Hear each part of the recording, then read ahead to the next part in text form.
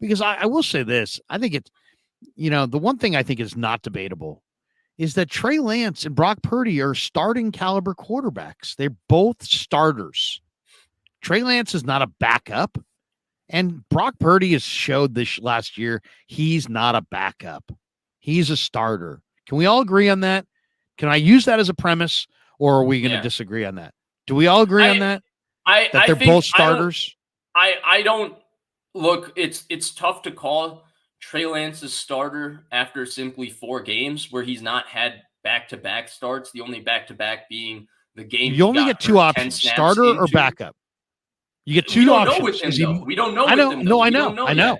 I know. We don't have definitive that, but I mean, that's what, sometimes you gotta make a call. Do you think he is a starter or do you think he is a backup? I think he is a starter.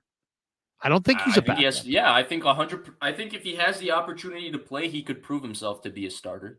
I think he's a starter. I think Brock's a starter. And I think the 49ers may look at the situation and say, you know what? We got 2 guys who are starters. Are we going to have them battle it out, fight it out, sit here back and forth, jockey back and forth? Or are we going to make a decision? And I think they've made a decision. And I think their decision is Brock Purdy's our guy and Trey needs to play. And they created – John Lynch said it as much at the Combine. They're like, Brock's our guy. We're like, oh. I was saying at the end of the year, Brock's their guy. People were like, no, he's not. They're going to compete. I'm like, no, Brock's their guy. Then they go to the Combine. What did Lynch say? Brock's our guy. Brock's the leader in the clubhouse. He's our guy. The reports came out from the other insiders. The Niners think they've got a real special guy in Brock Purdy. Brock's our guy. And then what he said with Trey, what'd he say? He's like, Trey's got to play. That's the challenge because we got a team that's ready to go. And then he just tailed off. But the implication was clear. The implication was Trey's got to play, and we've got a team that's ready to play and ready to win, and he's not ready to play. He still needs to be developed. And that's why it was like a problem. He didn't say like, hey, you know what?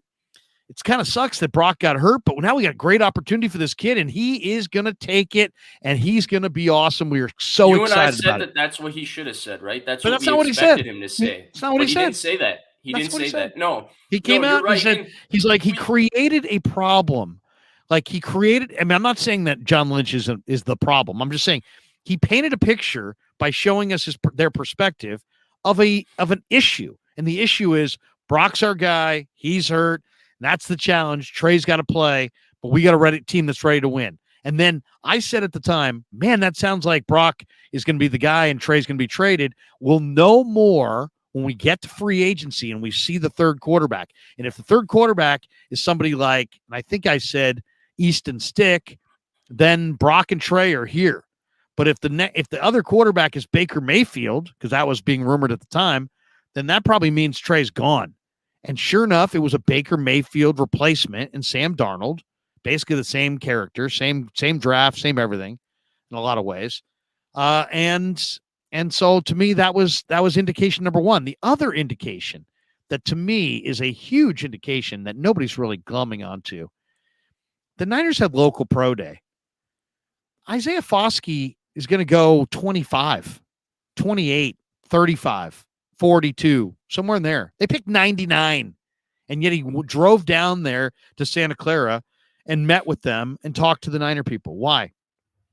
Because his agent was called by the Niners probably and said, you know what? We really would love if your guy would come to our local pro day. It's not a done deal, but we feel like we might have a pick in his range. We'd love to meet him. I think Foskey is on their short list. I think Foskey is what they view as the perfect bookend to Nick Bosa. I think they look at Foskey as Notre Dame's team captain with a motor and length and production and athleticism, and they say, damn, there's some big time talent there. We want Foskey. And I think the only reason he went to that thing is because they told him they're going to likelihood of having a high pick. Now, how are they going to get that high pick? I don't know. Maybe they're going to move Lance. Maybe they're going to move Ayuk. Maybe they're going to trade a bunch of picks. I don't know. But to me, that was interesting. And that made me think, you know what? The trade up, makes sense here. And I don't know what Trey would fetch, but if you could get a second and a fourth, like was reported on Easter Sunday, would be the asking price, and you could get from the Texans, let's say, a second and a fourth, and you turn around and second round you get Isaiah Foskey and you pair him with Bosa, and in the fourth round you take DTR, or some quarterback you have your eye on. If you ask me what I think they're going to do, I think they're going to do that. And as far as Trey goes, I get the people that are going, dude, you can't trade him now. There's a cap hit.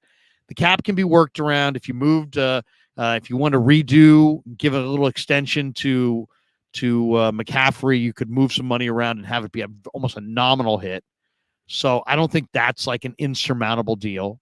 To me, it's all about, is there a team out there that wants him bad enough? And I think the Texans are that team. Now, maybe I'm wrong, but maybe the Texans will just suck this year and go with Davis Mills and Case Keenum and build up their defense and go with the quarterback next year. Teams have done that before. But, my guess is that the 49ers made an evaluation, and their evaluation was Brock's the guy and Trey needs to play. And so let's support Brock with another quarterback, go after guys in the draft, and move Trey onto a place where he can have stability and he can get field time and he can develop his craft and have a career. And I think they're going to do right by him. At least they feel they're going to do right by him. I think they also feel like they could do right by their former coaches. D'Amico needs a quarterback there. And I think and you got to remember this too. We're talking about, maybe the 37th pick or whatever it is, the Texans pick at the top of round 2, 33rd pick overall. The mock that I'm looking at, adding Tamuiwa Adebawore, the super incredible Northwestern edge rusher, he's there. There's some interesting players there for sure that they may have interest in, including Isaiah Foskey. Julius Brents, who's a gigantic corner. I like him a lot. Yeah. That guy is exceptionally talented. He's a big corner who moves like a small corner. But Foskey would clearly be there. The mock I'm looking at has Foskey in round 3. So I mean, I just think that they could fill a couple holes there. Now, I don't know if it's going to happen. You know what's kind of funny? I actually think Foskey could go in round 3. He reminds me a little bit of Eli Harold. Really? That's not. You remember good. Eli Harold when he came out of Yes, Virginia I do. Tech, though? He was not the player that he ended up being on the 49ers or Virginia, yeah. Yeah, I mean, you think about Foskey, 6'5", 265, ran 4.58. He's got 22 reps on the bench. He's got a lot of collegiate production, 28 tackles for loss in his career, 25 career sacks, 10-plus sacks in each of the last 2 years. Great motor, leader, smart. I mean, this guy's to me a plug and play defensive end. That's your starter opposite Bosa. How do you think this sounds? 6'3", 250, 33-inch arms, ran 4.6 in the 40-yard dash, 35-inch vertical. That's Eli Harold? Yeah. It's pretty close measurables. Eli I think Foskey's got Eli more Harold talent. stunk, though. I think Foskey has more talent. I think Foskey is stronger, too. But I don't look at Foskey as somebody that's going to walk in. I think Drake Jackson was a better player coming out last year than Foskey. And Drake Jackson barely saw the field with this team last year. I mean, to me, Michael Mayer is another interesting guy. Emmanuel Forbes. I think Mayer goes Darnell in the first Wright. round. And I have questions about, Forbes is 160, 165 pounds.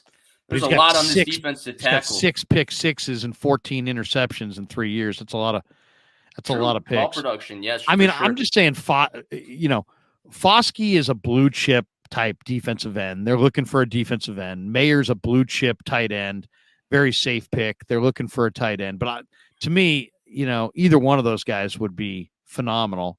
But I mean, I just think that they've made the evaluation that they want to go with Trey and that they're going to support him with Darnold and whoever they get in the draft, or they want to go with Brock, but they're going to support him with Darnold and whoever they get in the draft.